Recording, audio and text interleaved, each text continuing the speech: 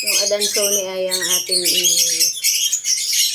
ililipat dito sa isang paso. Dito guys, oh. Kasi itong mahaba guys, gagamitin ko ito dun sa variegated na barley malt. Pagpapalitin ko sila. Tara, lipat na natin. Litin ko lang itong bunot sa ibabaw.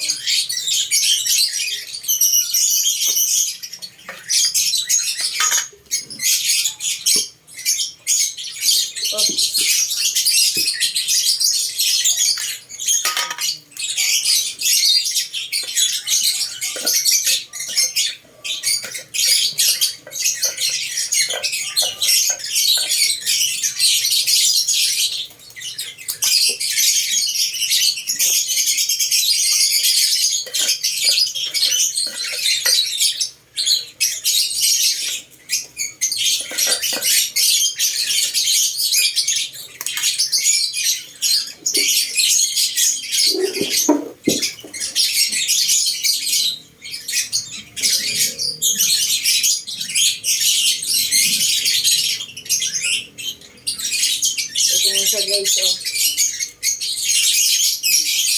Dito na ito, aalisin sa kokopol nyo. Dito na lang din ito. Ililipat ko lang po ito ng paso. Dito, sa kabila.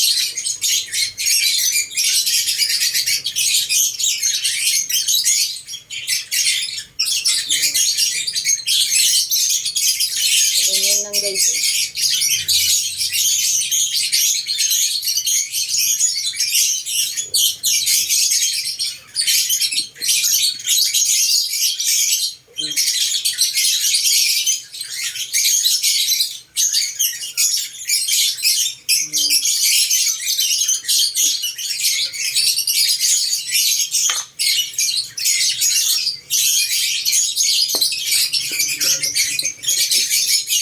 Ginamit kong lupa guys, pinagtanggal na natin. Taba naman ito.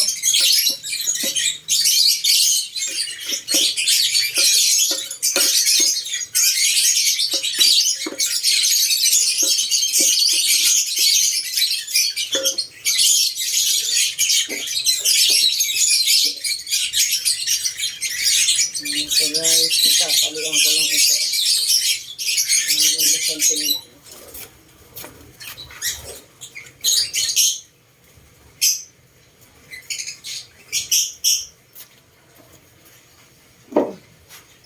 Ito, tatalian natin.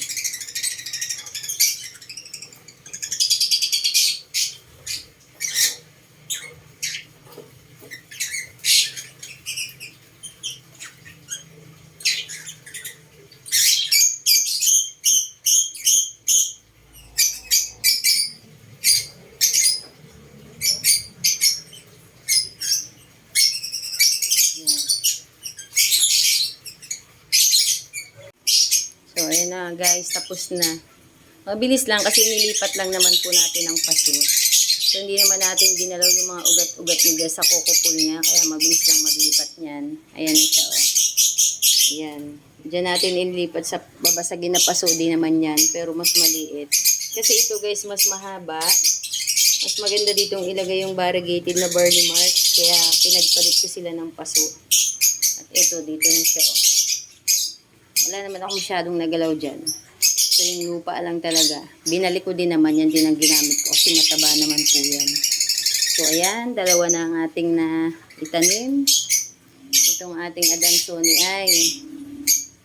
Ayan. Tapos, isusunod ko naman dito guys. Yung variegated na barley malt. Kasi sobrang dami na rin nun. Makapal na rin siya. Kailangan na niyang mas mahaba ng kokopol. At ang gagamitin kong kokopol dun guys, yung pinakita ko sa inyo na DIY na ginawa ko, yung chicken wire, yun ang gagamitin ko na kokopol para in case na gusto ko siyang itap cut or i-cut, kasama na yung wire pagputol. So hindi siya magagalaw ang ugat kahit kumapit siya dun. Kaya mas maganda. And then yung dalawang baby niya na napabuhay ko na rin na nandun sa itaas, kasama ng mga succulent. Parang sa isang araw guys, kailangan ko na rin siyang ilagay sa mas malaking paso. Kasi nasa maliit na pot lang yun eh. Eh, ang ganda na ng variegation nun, tsaka medyo kumapal na yun. Gusto nila dun sa itaas, kaya hindi ko sila ibinababa. Kasi hindi naman sila nasusunog. Malamig kasi ngayon guys, simoy na ng hangin, malamig na paghapon. Dito kasi sa Batangas guys, kung di nyo po maitatanong, sobrang lamig na po sa hapon, iba na yung hangin. Parang ano siya guys, yung nanunuot na sa laman mo yung lamig. So ramdam mo na talaga na magpapasko na. So parang type na type ng mga halaman. Pag ano na ang klima, malamig, gustong gusto nila yun. Lalo silang gumaganda.